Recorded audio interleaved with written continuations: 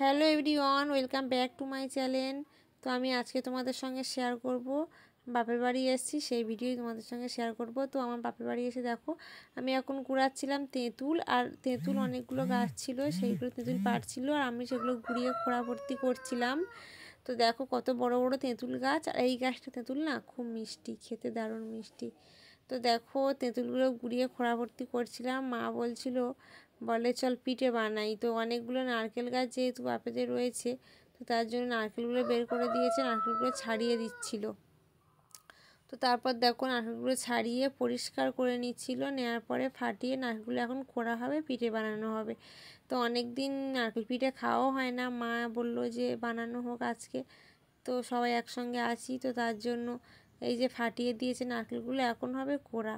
তো আমার কোড়া হবে কিছুক্ষণ, আমার ভাই এসছে, ও কিছুটা কুড়বে আর আমার বর কিছুটা কুড়বে। তো দেখো এই যে আমার ভাই নারকেল কুড়তে বসে গেছে, তো ওর মুখটা দেখাচ্ছিলাম, মুখটা সরিয়ে নিচ্ছিল, আমি ভিডিও করছিলাম বলে। আর এদিকে ওইখানটা কুড়ে দিলে তারপরে কিছুক্ষণ কুড়লো আমার বর, কারণ অনেকটাই নারকেল, তো একজনের দ্বারা সম্ভব নয় কোড়াটা। তো এই যে কোড়া কমপ্লিট হয়ে গিয়েছে, আমার মা ওদিকে নারকেলের পুরটা বানিয়ে নিচ্ছিল, উনুন জ্বালিয়ে দিয়েছে, নারকেলের পুরটা বানিয়ে নিচ্ছিল। তো দেখো আজকের পিঠে বানানোর ব্লগটা তোমাদের কেমন লাগলো অবশ্যই লাইক কমেন্ট করো, আর কমেন্ট করে জানিও কেমন লাগলো।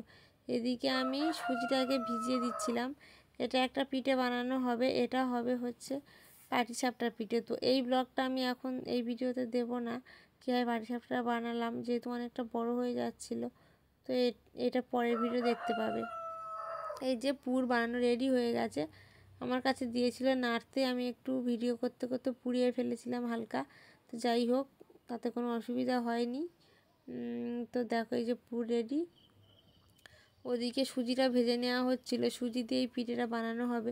সুজিটা ভেজে নিয়ে গরম জল ঢেলে, তো তারপর দেখো এইভাবে ডোটা বানিয়ে নেওয়া হবে। এই যে নাড়া হচ্ছে, এই যে কড়াইতে নাড়তে নাড়তে সুজির ডোটা বানানো হবে আর কি, তারপরে মেখে পিঠে বানানো হবে। দারুণ টেস্ট হয় পিঠে, দারুণ খেতে লাগে, সুজিটা নরম তুলতুলে কি সুন্দর খেতে লাগে পিঠেটা ভাপানোর পর। ভাপিয়ে নেওয়া হবে। দেখো এই যে এখন মা মেখে নিচ্ছে, অনেক গরম বলে, তারপরে মাখাটা কমপ্লিট হয়ে গিয়েছে।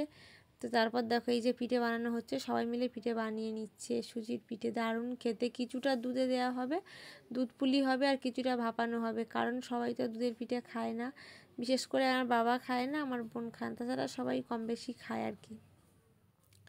তো এই যে দুধের মধ্যে কিছুটা পরিমাণে চিনি দিয়ে দিলাম, দেওয়ার পর আমি এখন পিঠেগুলো দুধের মধ্যে দিয়ে দেব, দুধ পুলি হবে এটা।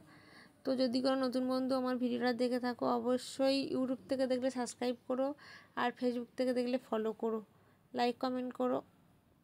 আর কি বলবো, আর ভিডিওটা কেমন লাগলো অবশ্যই জানিও।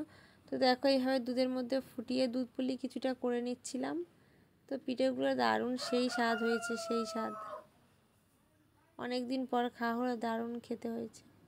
কেমন লাগলো জানিও ভিডিওটা।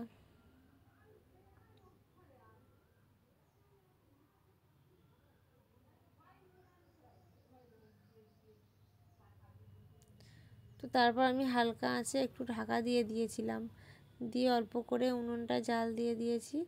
উনুনে দেখো এই যে পিঠেটা প্রায় হয়ে এসছে, ফুটে ফুটে, মানে কালারটা অন্যরকম হয়ে গেছে, দেখলে বোঝা যায়। যেহেতু সুজির পিঠে, সুজিটা ভাজাও রয়েছে আর দুধের মধ্যে ফুটানো হচ্ছে অনেকক্ষণ থেকে, তারপর এগুলো দেখো ভাপানো হবে। এই যে হাঁড়ির মধ্যে জল দিয়ে বসিয়ে দিয়েছে, তারপর দিয়েছে এই ফুটো গামলা, তার মধ্যে পিঠেগুলো দিয়ে দেওয়া হচ্ছে, সাজানো হচ্ছে। তো তারপর দিয়ে দিলাম ঢাকা। তো দেখো উনুনে, তারপরে দেখো উনুনে যে তাড়াতাড়ি হয়ে যায়, তারপরে পিঠে কমপ্লিট, পিঠে মানে তুলে নেওয়া হয়েছে। এদিকে রয়েছে দুধ পুলি, এই যে রয়েছে, সবাই খেয়েছে, আর এই যে কিছুটা আছে বেঁচে, আর এই যে এই পিঠেটাই হয়েছে, মানে ভাপানো পিঠেটা। আর নারকেল পিঠে কার কার খেতে ভালো লাগে অবশ্যই কমেন্ট করে জানিও।